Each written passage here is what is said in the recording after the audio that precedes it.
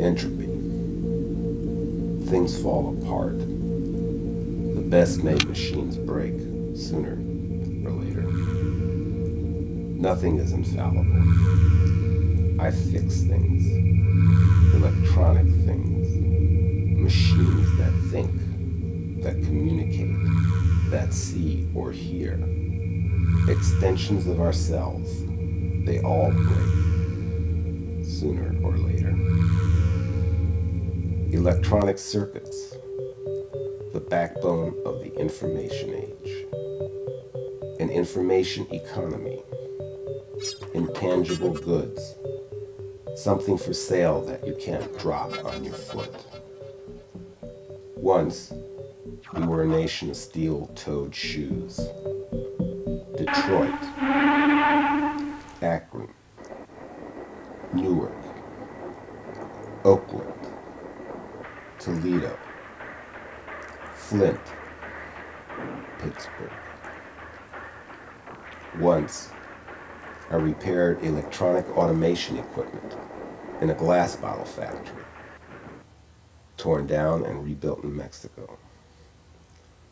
Once, I maintained robotic welders on an automobile assembly line before it was stripped apart and moved to South Korea.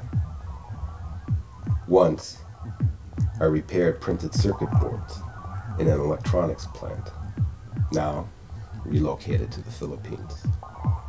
Post-industrialism, or just one big assembly line stretching from Manila to Juarez to Seoul. A global matrix of financial transactions, transnational shipping, and international division of labor. We, in the formerly industrialized world, no longer workers or citizens, but passive consumers, thankful for the trinkets of global sweatshop labor, shipped in from the maquilas and free trade zones of the capitalist frontier. Our cathedrals and temples praise the gods of commerce and finance. We bow before the golden icons of the free market.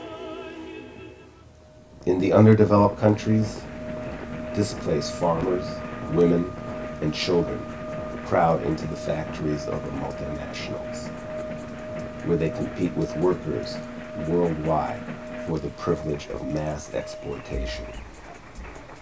Workers of the world join the race to the bottom. Something is broken. Is it getting power? What happened to our power?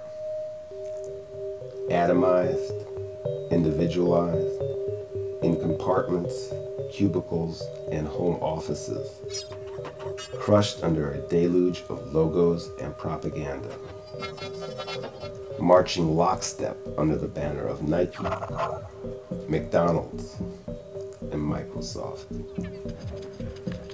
Our names no longer important, just our brand name identification. We are the target market.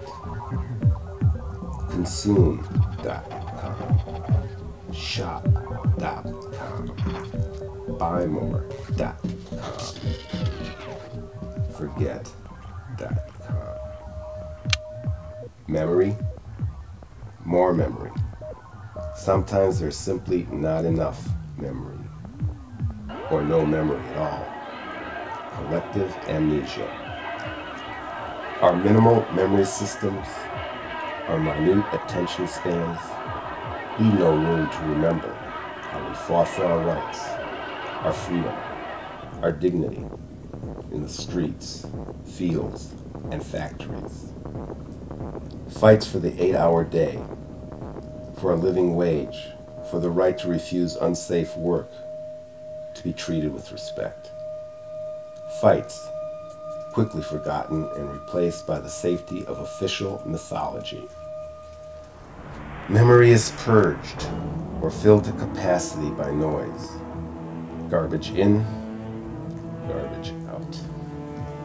Our means of communication and media our natural systems of intellectual self-defense have been seized by the very forces that seek to control us.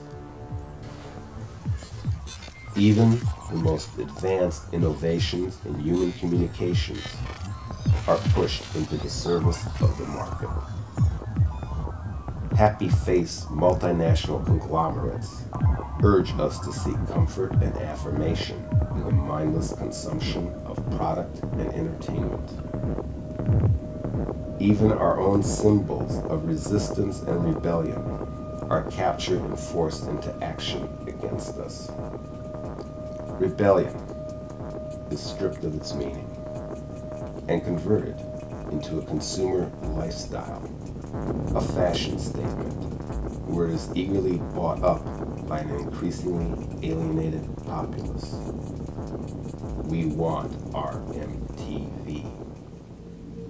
The potential for a humane and equitable society has been replaced by a global cultural dictatorship of free market capitalism, held together by sinews of electronic data lines. Some blame the machines for our predicament.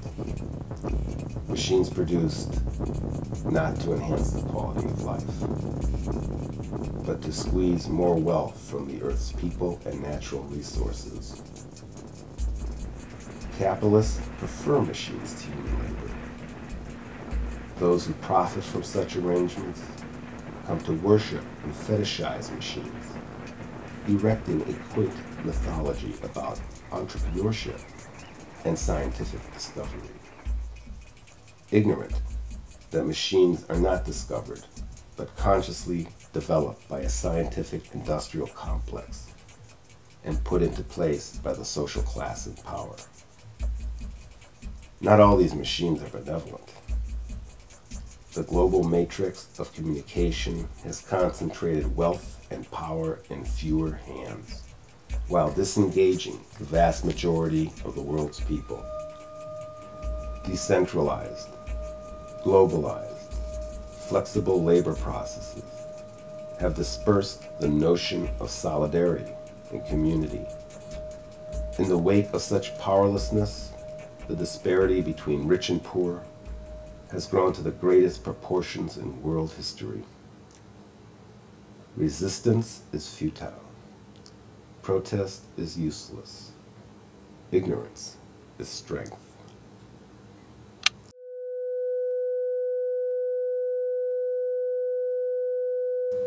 And yet,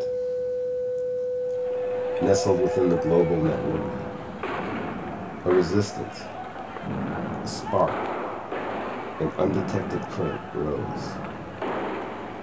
Within the efficient machinery of greed, a bug in the code, a system error.